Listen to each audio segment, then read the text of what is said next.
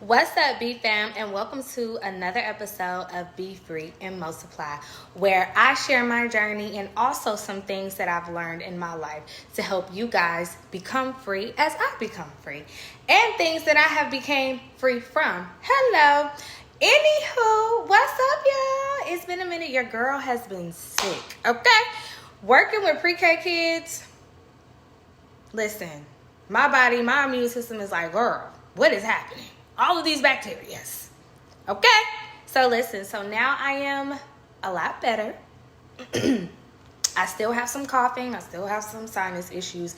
But it's all good in the neighborhood. So listen, today the topic is you are not behind. You are being prepared. You are being prepared, my people, my B fam family. So listen, I'm 34 years old, okay? From the time I was, 23, all the way until I was 33, I had been in social work. And when I moved to the place that God told me to move to just start over and start a new life, social work wasn't working out for me here. I had jobs, but it just didn't feel the same anymore. Like, it kind of felt very performative. So clearly I was seeing that something was shifting, but I just didn't know what was shifting. And as I was going through this journey, I was like, well, why in the world do I continuously feel so drained after doing this? Because I've been doing social work ever since I was 23, and I loved it when I was living in Atlanta, but it was like when I moved here, it just didn't feel the same anymore. It felt like the same cycle over and over and over again. So I ended up not having a job for like almost 2 years, which you guys know that. And a friend of mine had said to me, I don't know why I feel led to tell you this, but you should apply for substituting again. Because I had applied for it and nobody ever got back to me. Nobody said anything to me. I just kept getting rejection after rejection after rejection. So this time I reapplied, and I ended up getting calls like the next day, like from three different school districts. So one particular school district is a very wealthy school district, and the door like swung open, and I was subbing in that school district, and then I ended up, after the holidays, I ended up getting a long-term sub position, and then I ended up getting that position as a pre-K instructional assistant. Now let me tell you something. I didn't go looking for this job. This job came looking for me. And not only that, it doesn't even pay a lot, but I am so peaceful with it. And I knew that my career was changing because nothing in social work was working out anymore. I was drained. I felt overwhelmed. And I just didn't know what I wanted to do anymore. I was confused about my career. But I knew for sure that I love talking to people. I love people. I love community. Those are the things that I enjoy.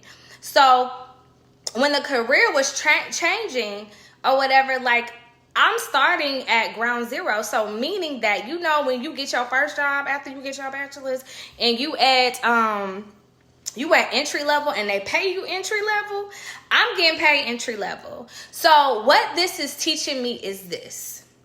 One, be patient. Because I work with pre-K kids, they do not know how to emotional regulate themselves, so I have to teach them. Not only that, too, I'm working with two different ethnicities, a Caucasian woman and also an Asian woman, and I'm an African American woman. So in that school district, it's not a lot of people that look like me. It's rarely any people that look like me.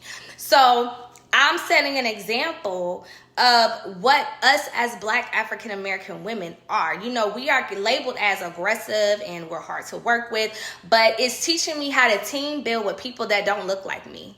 It's teaching me how to communicate with people that don't look like me. Because when I was in Atlanta, I was dealing with a lot of people that was like me. So although I'm 34 years old and I'm starting at an entry level, in the school system, it is just an open door to opening up more doors. So I have to be okay with being prepared because I don't know what I'm receiving from this besides the things that I told you guys. I am learning a lot of patience with them kids. I'm learning a lot of patience with myself because we know that there's a lot of adults, including me sometimes, that do not know how to regulate their emotions. Sometimes we need to be talked to as little children, and that is okay. So I am here to tell you, you are not behind.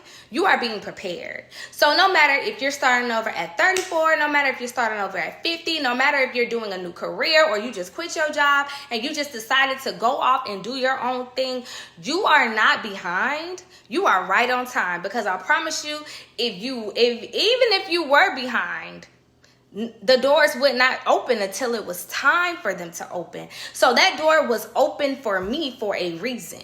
It is preparing me for something.